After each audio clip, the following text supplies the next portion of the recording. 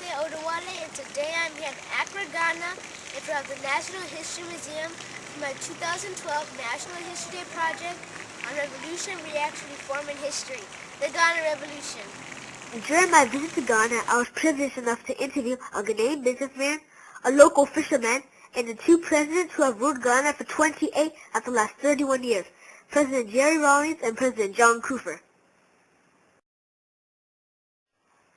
Ghana, which means warrior king, is a country in West Africa and is home to over 24 million people.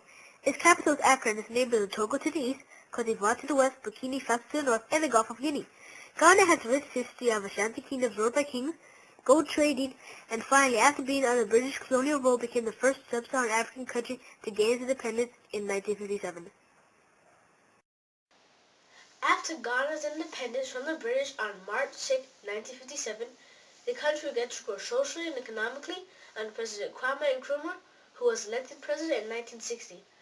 However, in 1964, President Nkrumah declared himself president of Ghana for life and banned other political parties. Soon after, there was widespread corruption in the government. Did Ghana's independence create a problem of trust and management for its new leaders?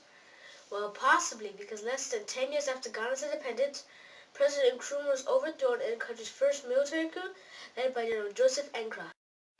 After General Ankara's coup in 1966, there was successive changes in the government, starting from when General Ankara was replaced by Lieutenant General FIFA in 1969.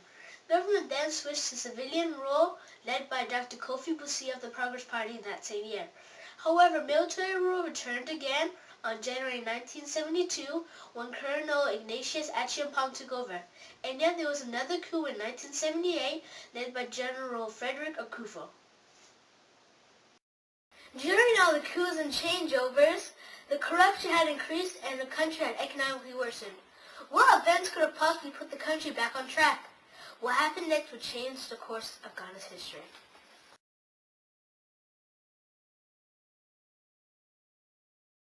In June 1979, a young flight lieutenant by the name of Jerry Rawlings led yet another coup. Initially unsuccessful, he was thrown in prison over planned execution, but was broken out by military peers. I sat down with the former president to find out more about these incredible events. And then there was a civilian government called Dr. Busia's regime. He was the prime minister, yes, who came in. And he also started the decline. The arrogance of that government was so unbearable. Then the decline started. I remember on one or two occasions I was ordered to use the jet fighter, to go and harass and terrorize the populace, when we had civil strikes all over the place. That was in 77, 78, it was getting too much. It looked like Ghana was ready to explode. While under arrest during the trial, I shared my peace of mind with the country, how I felt about the corruption, the issues of corruption in this country. And then, of course, that was on 15th May, 1979.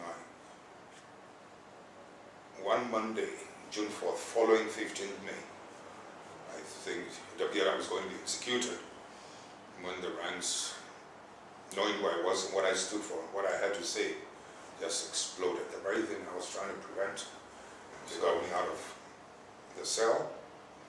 So we all did a bit of fighting that day. We stayed in office for just 3 months.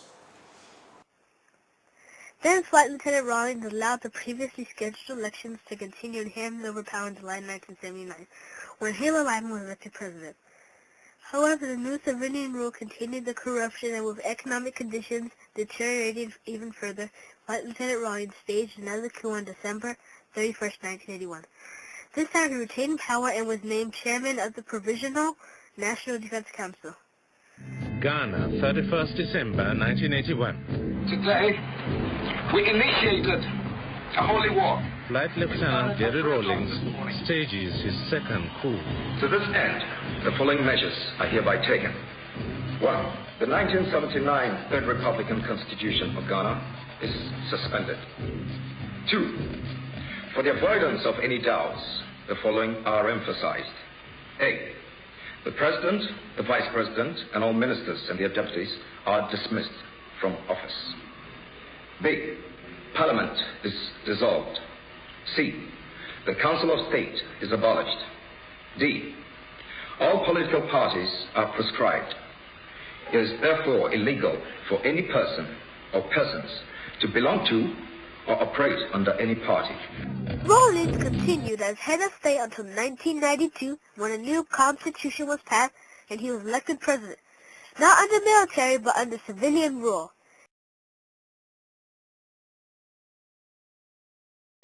What was life like before the revolution to after the revolution, and how has your life changed? In 1981, the real revolution started, and before then there was a lot of agitation in the country. There was a shortage of food. Somebody's revolution. The revolution was launched by the then flight Lieutenant Rawlings. From then on, it's not been easy. It was very, very difficult. Those few years, long run, things settled down. Do you think the revolution worked?